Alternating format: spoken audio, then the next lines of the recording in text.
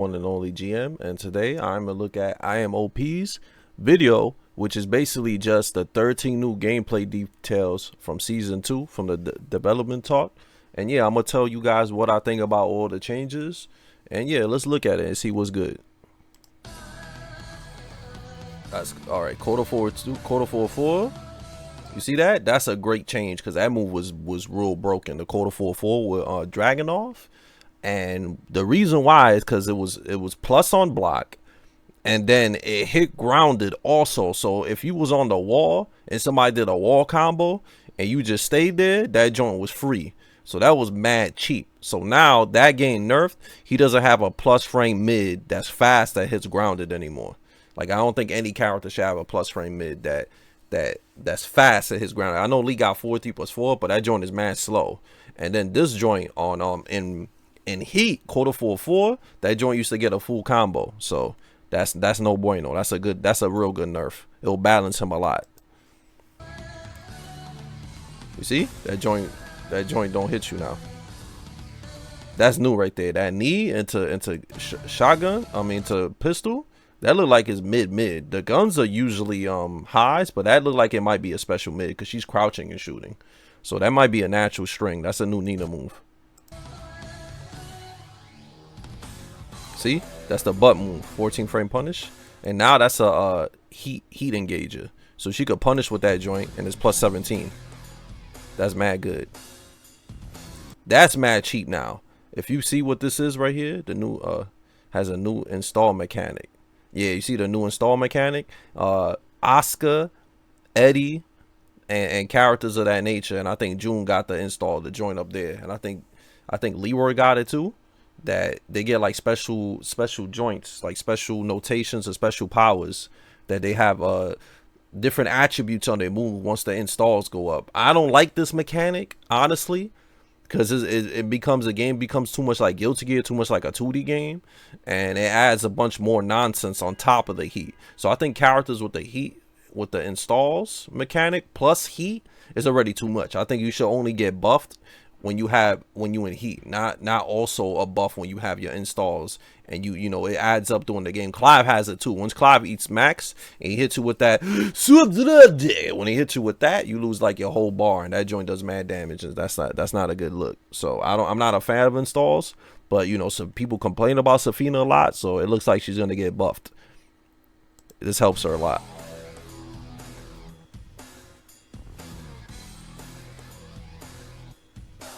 See, up 4-2. That's a evasion. This move. That's kind of like Fenn's up 4-2 and stuff like that. And side step 4, and you know any evasion moves. Jin has a side step punch also.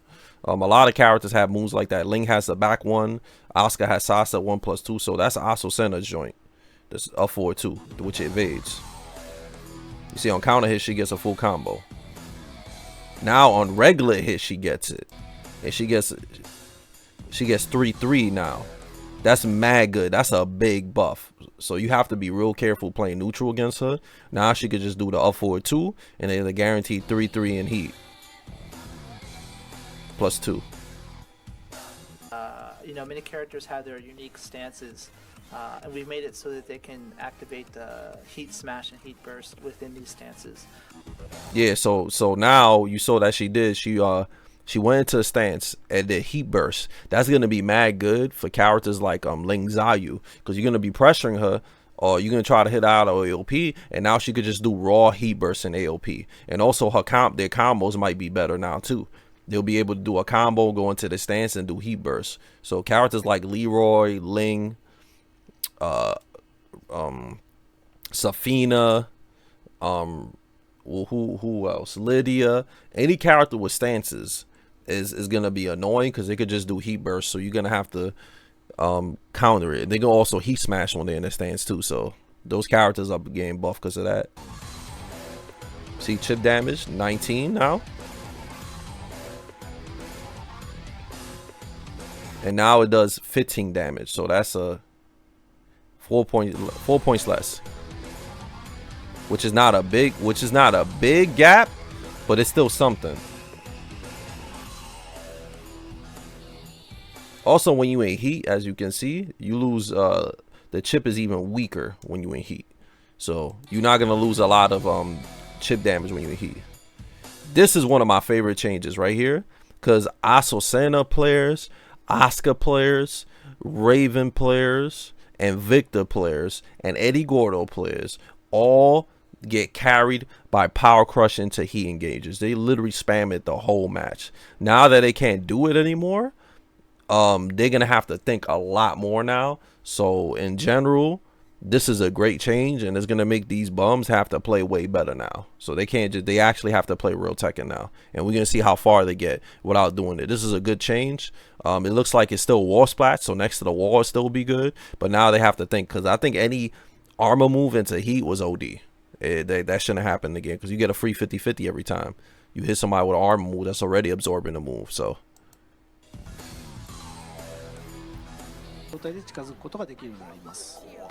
So the first one you could see doing the heat engager and approaching opponent standing, and then also the crouching version. that is the cheapest thing. So basically, when you go into heat dash after confirming the heat, that's like plus 17 or whatever, you could hold down forward to go into full crouch to force a full crouch mix up.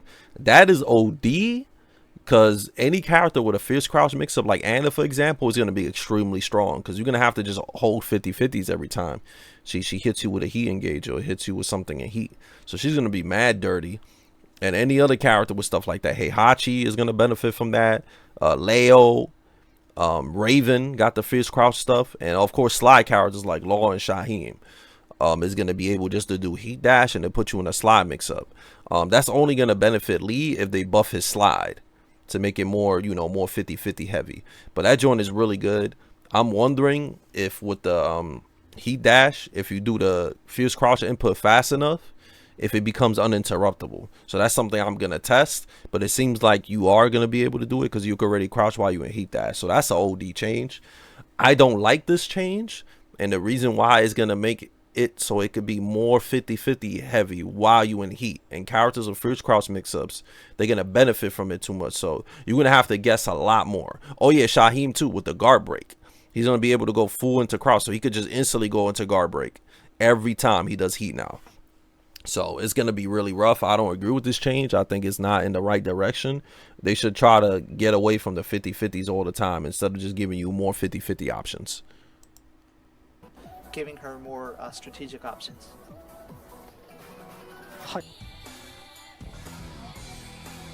You see, you did down 2 and he sidewalk. This change is rough, because a lot of characters like Dragunov and Law, there's a lot of characters that have moves that put you in a crouch. And you know, they could do like a while standing joint or anything else to stop you from stepping, and you have to take it. Now characters like Dragunov, King, and Law, you know, Law has 4-1+2 into while staying 4. Now you'll be able to sidewalk it any side, and you won't be able to worry about it. So a lot of dudes like to do stuff like that. Link players like to do stuff like that too in Raven, where they'll do a crouch jab and a while staying 2 or 1. So now you'll be able to sidewalk all of that. So that's a nerf for these characters.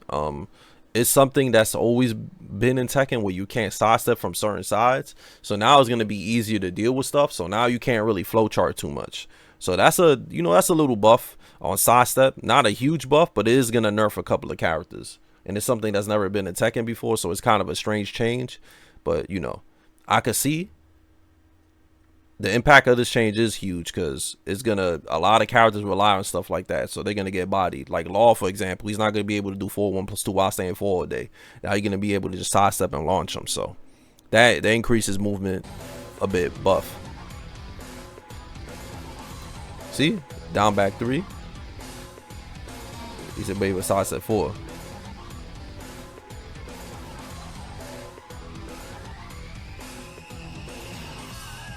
Okay, so you could step both of them if both people play at 1. That makes sense. That's kind of weird, that glitch, that you could sidestep it.